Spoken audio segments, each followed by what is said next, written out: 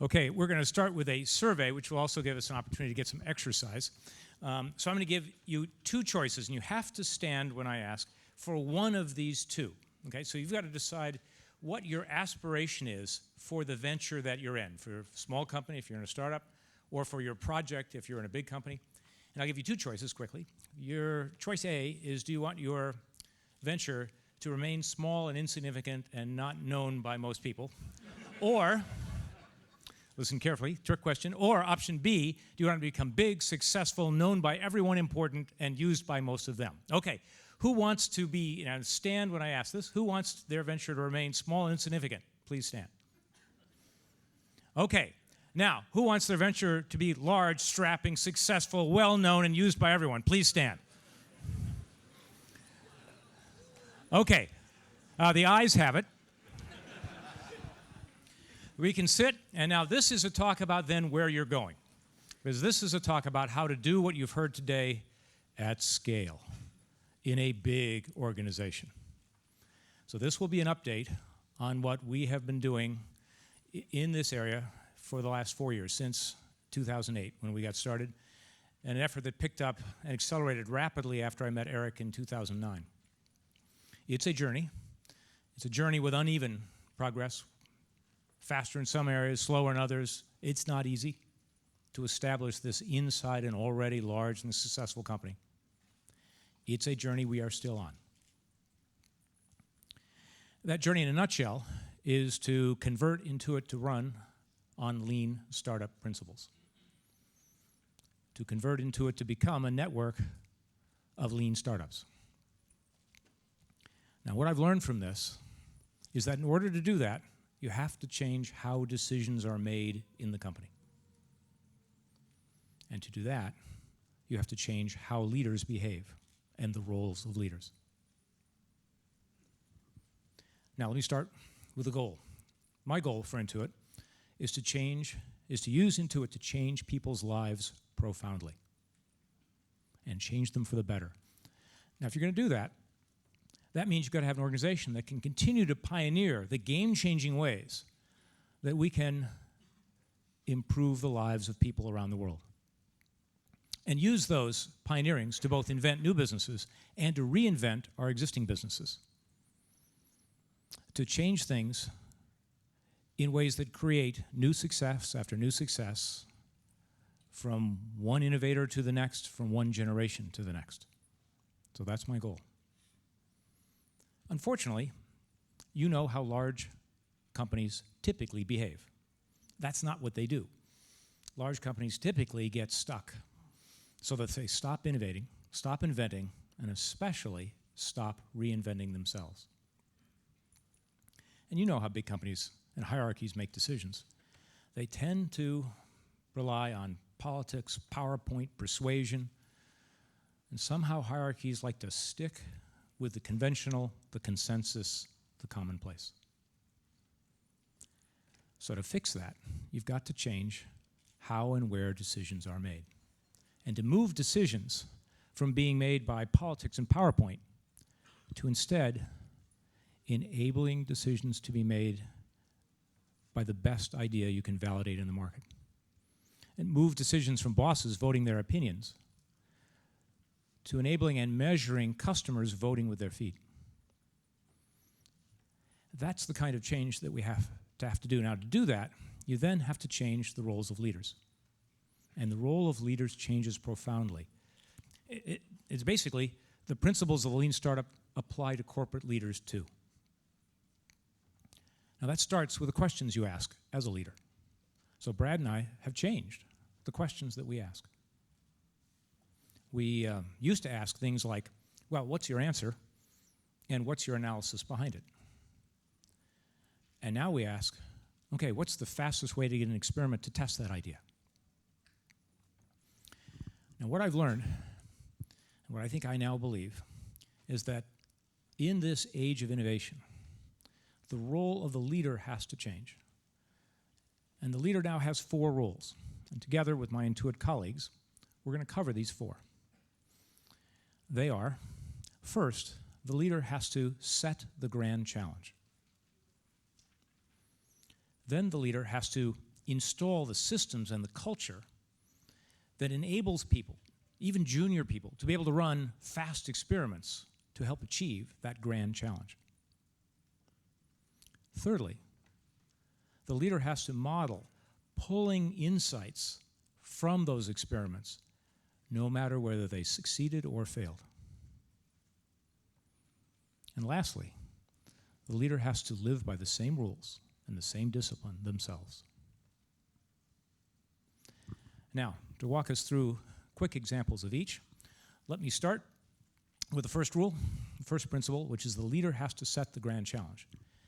And to describe a story illustrating that, let me introduce BHARATH KADABA. BHARATH is our Vice President of Engineering and Operations from the Global Business Division, and it was BHARATH who brought lean experimentation to Intuit India. Thank you, Scott. My story begins in August of 2008. What you see here is my boss, Alex, who runs the Global Business Division. I'm the engineering leader. He is my boss. He set a grand vision for our team in India. That was to create new businesses that improve the financial lives of Indians.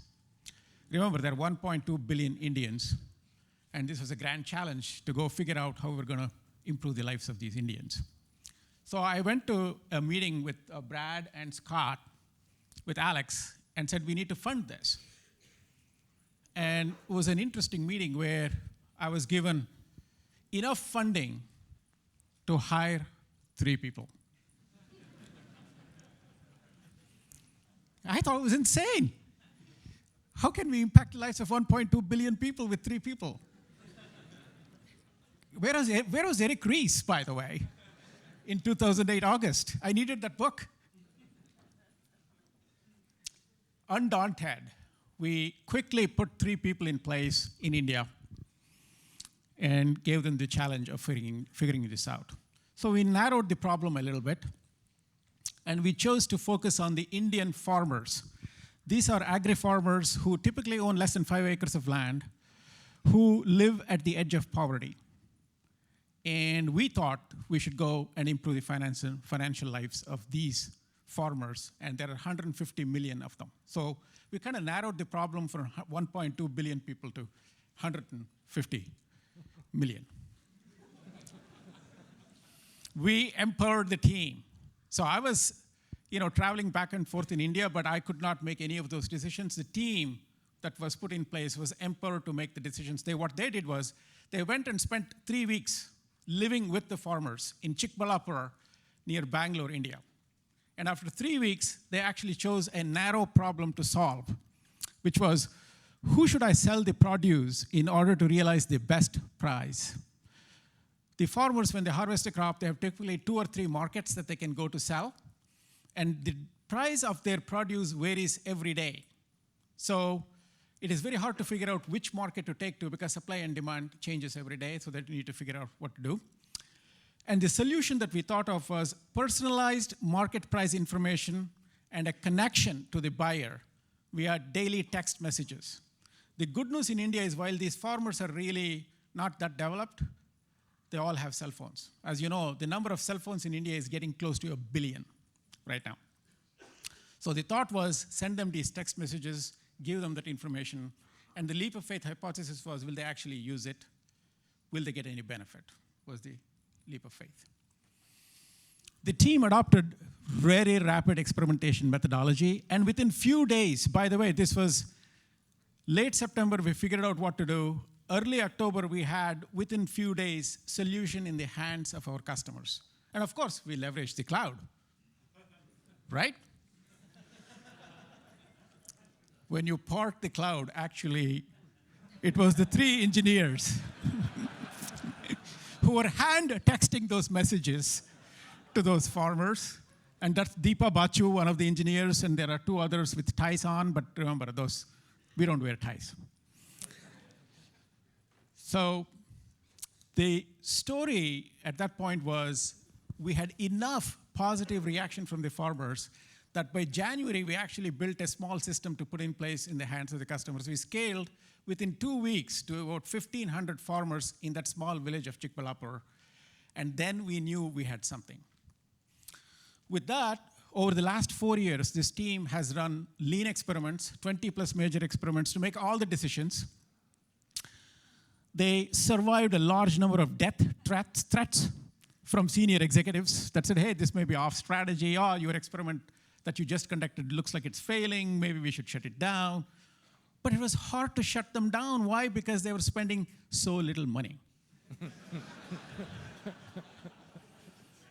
After 4 years, Fussell is delivering a customer benefit of 20% increased income to the farmers. I just want to ask, in this audience, who in this audience would not go for a 20% salary increase? I'll take it. Yeah, I thought so. We have 1.2 million active users, 90% active use, and we're actually adding 20,000 farmers a week right now. It's growing virally. So the principles of setting that grand vision, keeping the teams very small, running rapid experiments, and don't be afraid, and you'll survive. Thank you. Scott.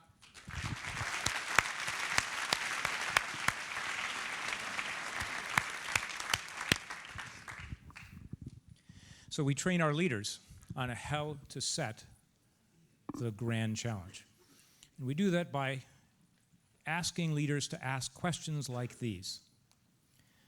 So what's the most important problem, the biggest pain point that we can solve? And how does the customer measure the gain? And how can we move the needle the most? Okay, the second role of leaders in the innovation age is to install the systems and the culture to enable anyone, even brand new employees, to be able to run experiments, real experiments, on real customers, fast and easy. Now, this means that companies have to remove the barriers that naturally exist to prevent people from running experiments on real customers. And that means large groups across the company have to participate in removing these barriers, even the lawyers. I'd like to introduce Joe Hernandez, who is a lawyer, a director, and our Deputy General Counsel, who has built a system that enables the legal team to remove barriers in front of our teams who want to test. Joe.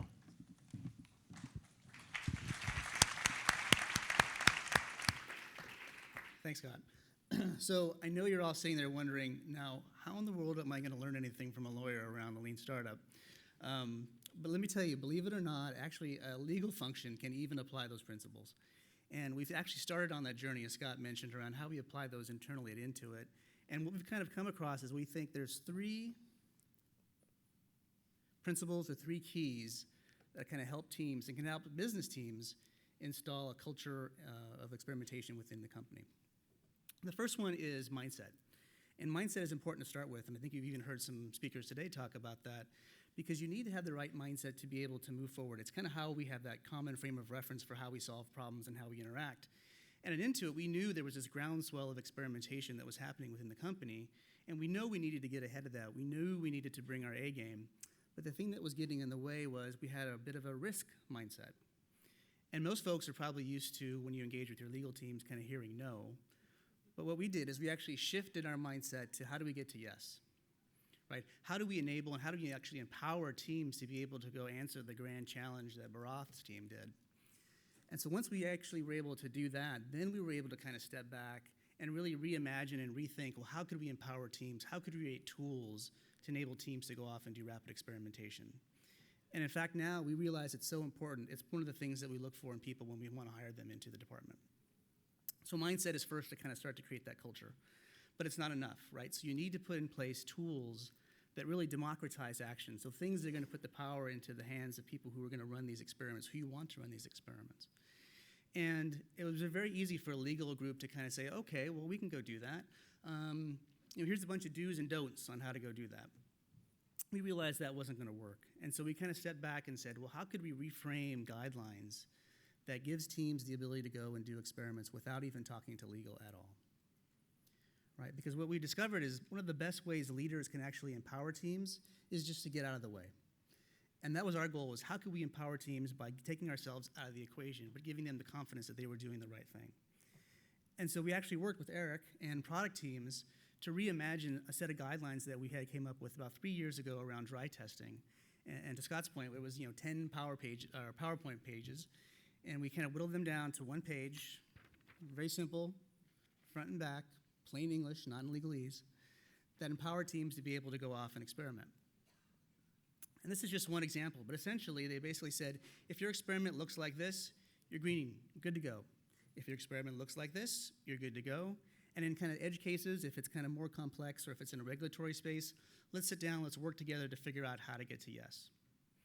But what's more important, I think, even than kind of being simple, was the guidelines themselves were an experiment and continue to this day to be an experiment. Right? We applied the lean startup principles by working with the business to figure out, well, what should they be? How could they be actionable for teams? Because it would have been very easy for us to kind of come down from the mountain with these stone tablets and saying, well, here's the answer, but we knew we didn't have the answer. We had to work with teams. And the other thing we realized in working with the business teams was people want to do the right things, and folks in your organizations want to do the right thing. And so anything that creates some doubt in their mind or seems like it's scary, we knew was going to have them be more cautious than not, and that's not what we wanted. And so something that Eric some advice he gave us, which we kind of sticks to us today, is how do you reduce the cost of failure for teams? Right? And so once we kind of had that, we kind of were able to rethink those guidelines in a way that really gave teams the action to go experiment.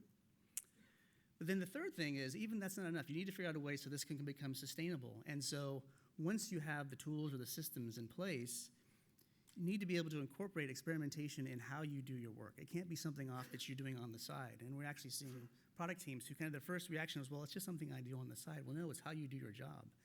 And even within legal, that's something that we've started to do. We're just dipping our toe in the water.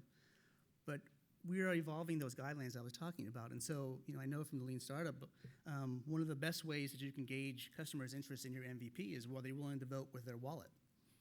And so we had a hard time coming up with a way to empower teams to be able to take payments for those MVPs when we first launched those guidelines. But we kind of continue to work with teams. We've got some learnings under our belt, and we've actually revised those guidelines now so teams can take payment when they're launching MVPs.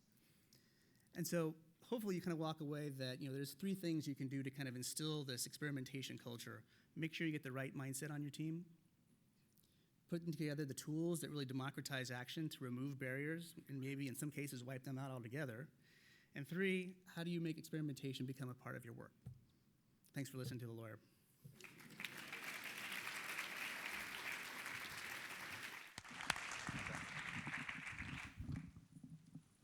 So we coach our leaders to ask questions like these to achieve what Joe has described.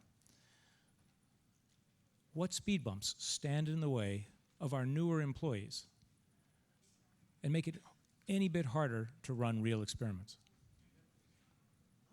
How can we further slash the time and cost that it takes to run an experiment? Okay, the third role of the leader in a system of rapid experimentation is to role model and live how one pulls insights from the results of experiments, whether they're successes or failures. And to help illustrate this, let me introduce Carol HOWE, who is our Senior Product Manager on TurboTax Mobile Solutions. And it is Carol and her team. If you have one of the blue books, just like in Mao days with his red book, could you raise your blue book, Eric's book, up in the air? If you're holding one. So in the blue book, in chapter 2, is a story, and it's the story of Carol's team. Wow. Well, thanks, Scott. So let me just start the story. So about 3 years ago, we introduced a brand new product, TurboTax SnapTax. And the product, excuse me, the product was the first start-to-finish tax prep app.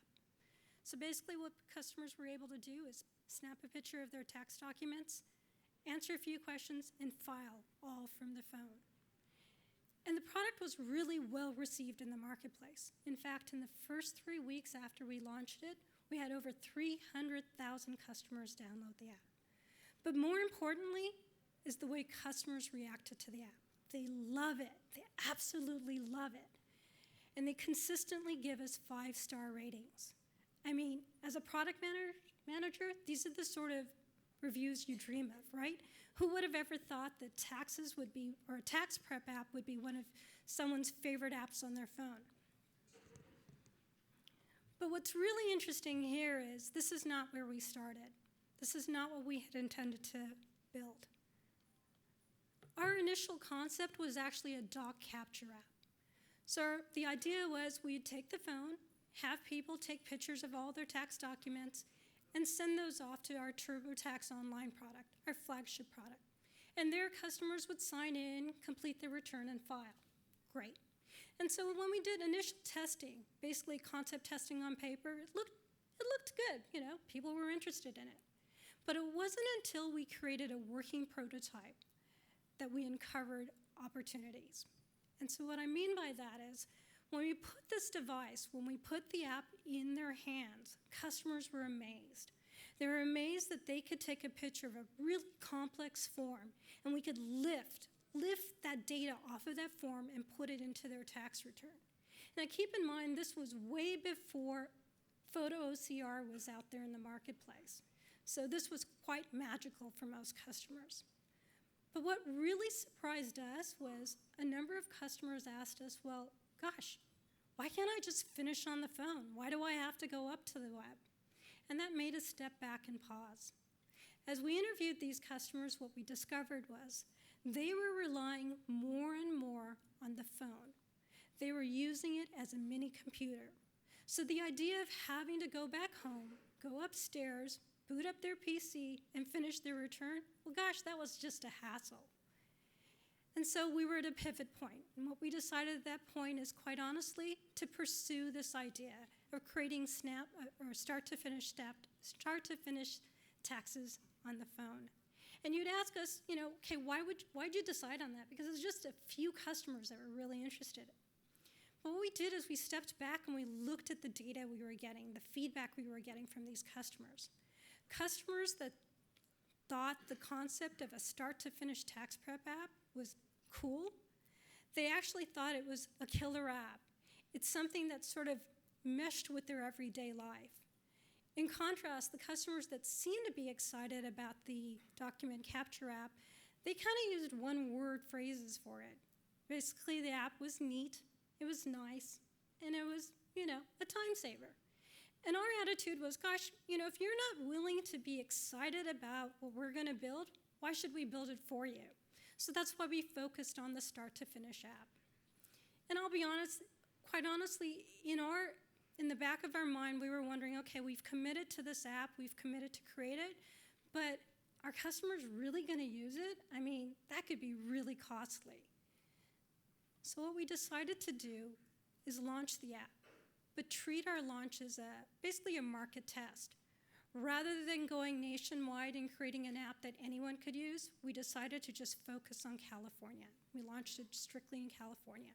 And then secondly, rather than creating an app that, quite honestly, anyone in California can use, we decided to focus on the most simplest tax consumer there, someone that just works. They don't own a home, they don't have kids, and they don't have investments. So what were the market results? Well, we did discover that people in general did want to file their taxes on the phone because most people, or a number of folks did. But here's the kicker. We heard from all those other customers in other states and customers that had more complex returns. They complained to us and told us that they too wanted to file their return on the phone. And that's when we knew we were onto something special. So today, the app's expanded. Not only do we cover more consumer types, but also the app's available in over 50 states. Thanks.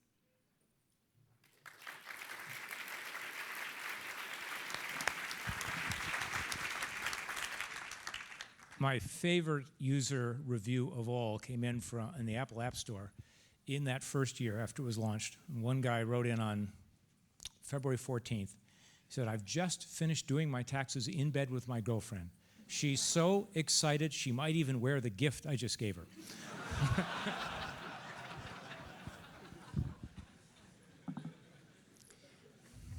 Experiments don't always turn out like you expect. They often don't. And when that happens, that's often the marketplace trying to speak to you, to teach you something you don't yet understand. Often, sometimes, That's the market trying to teach you something profound about a game changer that you couldn't discover any other way. So great leaders have to help their teams pull these insights and surprises from the experiments, whether they succeeded or failed. Now, the fourth. I'll speak to the fourth item, which is that leaders have to live by the same rules, the same lean startup principles. So that means that Brad and I have to live by the same rules. So we wind up asking ourselves questions like, well, gee, I've got a fundamental belief, and it's what are the leap of faith assumptions on which it's based, and how are we going to test the leap of faith assumptions that are crucial to my beliefs, just like we would do for anyone else. Okay, there you have it. That's the journey we're on. I say this to you so that you can arrange your companies now so that you're already there when you grow big and are famous and everyone's using your stuff. Because it's so much better. Rapid experimentation and building a culture of rapid experimentation built on the lean startup principles uncorks the innovative energy and juice of all your people. Young, old, it's a phenomenal thing to behold. And it makes work so much more fun for all of us. It's also the only way we're going to live up to our goal, which is to change people's lives so profoundly they can't imagine going back. Thank you.